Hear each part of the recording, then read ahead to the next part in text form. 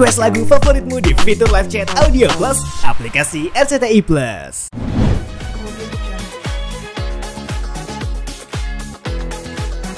Oke, jadi aku sekarang kan lagi mau siap-siap mau buka puasa nih. Aku mau kasih lihat. Nih kalian banyak banget yang kepo.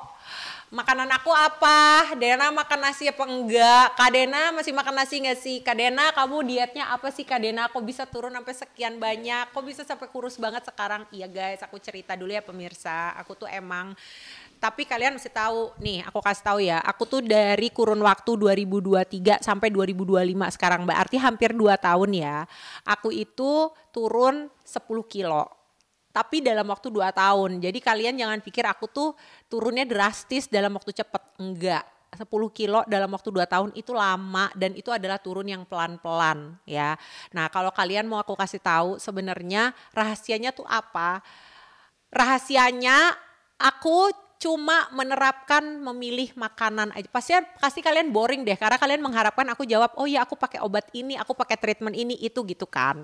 Enggak, makanya tuh prosesnya lama. Tapi percaya sama aku kalau kalian prosesnya lama, kalian bisa mendapatkan hasil yang bagus dan lebih tahan lama. Aku kasih tahu sama kalian, aku spill ini makanan yang aku bawa buat buka puasa aku ya. Pertama itu udah pasti harus bawa air putih yang sebanyak-banyaknya. Dan aku adalah orang yang cinta banget minum air putih. Kalau minum air putih itu aku sehari bisa 2 liter lebih. Itu termasuk pada saat lagi bulan puasa ya, apalagi lagi bulan puasa aku tuh bener-bener rajin banget minum air putih. Nah cuma di saat yang sama aku ada satu nih guys, aku gak bisa lepas dari kopi. Aku adalah pencinta kopi dan buat aku kopi itu harus kopi susu, jadi kopi latte tanpa gula, tanpa apa-apa, cuma kopi sama susu. Susunya juga aku biasanya pilihnya yang non fat, tapi kalau nggak ada ya udah apa aja. Tanpa gula, tanpa segala macam, pakai es. Itu harus ada, harus. Dan aku kalau lagi nggak puasa sehari bisa 2 gelas, bisa kayak begitu, bisa 3, pokoknya. Pokoknya kalau sampai begadang, bisa sampai banyak banget dah. Nah terus udah gitu, satu-satu ya aku liatinnya ya. Aku membatalkan puasaku selalu dengan ini. Percaya apa enggak ya emang kalian harus percaya karena emang ini yang aku bawa setiap hari. Dan ini adalah makanan yang tidak pernah tidak ada di rumah aku. Wajib dan buahnya wajib ini. Alpukat sama berries. Ini aku lagi kehabisan strawberry tapi biasanya itu banyak banget. Strawberry sama blueberry. Jadi kalau untuk buah-buahan aku cuma makan, bukan cuma ya, tapi paling banyak tuh aku makan adalah blueberry sama strawberry sama raspberry. Pokoknya berry-berryan itu yang aku makan sama alpukat. Alpukat juga aku makannya banyak banget, pencinta alpukat aku. Karena emang bagus banget buat kesehatan. Nah buat kalian yang nanya, tajilnya apalagi Kak masa itu doang? Tenang, jangan sedih. Aku juga bikin tajil gak mau kalah buat sama kalian yang suka minum es-esan, aku juga punya. Nah. Tuh guys, ini es-esan aku tapi ini versi sehat ya. Kalian bisa lihat ini versi sehat. Nggak pakai sirup, nggak pakai gula, nggak pakai macem-macem ya. Aku ajarin dikit ya buat kalian yang mau bikin di rumah. Kalian yang suka buka puasa pakai es-esan tapi kalian nggak sehat atau bikin kalian jadi nambah berat badannya nih. Ini yang aku masukin di sini adalah kolang-kaling tawar. Jadi aku beli kolang-kaling mentah, habis itu aku masak sendiri tanpa gula. Cincau tawar, cincau tuh ada yang gula, ada yang tawar, aku pilih yang tawar. Buat manisnya kalian tinggal tambahin buah yang manis, jangan kebanyakan ya. Boleh pakai mangga yang manis, boleh pakai buah naga yang merah. Itu udah manis banget, kalian udah gak perlu lagi tambahin sama gula, gak perlu ditambahin sirup, itu udah manis banget. Udah nanti biasanya aku makannya aku campur sama alpukat sama berisnya, aku campurin terus kasih es. Enak banget. Itu udah manis banget guys, jadi kalian gak usah nambah-nambah lagi.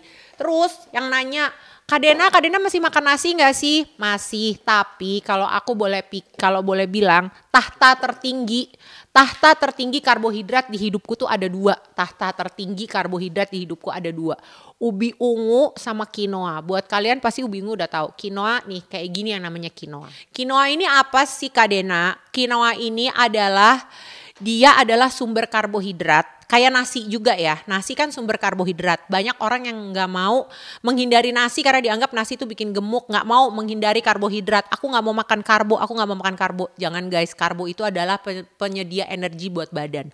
Buat orang-orang kayak aku yang kerjanya tuh pakai fisik, aku butuh banget untuk makan karbohidrat ya. Jadi karbohidrat ini aku bisa dapetin dari gula yang ada di buah ya, itu juga karbohidrat. Terus dari quinoa ini aku juga bisa dapetin dia. Nah, bedanya quinoa sama nasi apa? Kalau quinoa dia juga selain sumber karbohidrat dia juga sumber protein, jadi bagus dan gulanya nggak terlalu tinggi gitu. Udah, selain itu aku dibawain ini nih sama orang rumah. Sesimpel itu ya aku kalau buka puasa. Dah, sayur sama ini kebetulan dibawainnya sarden. Nah, ini salah guys.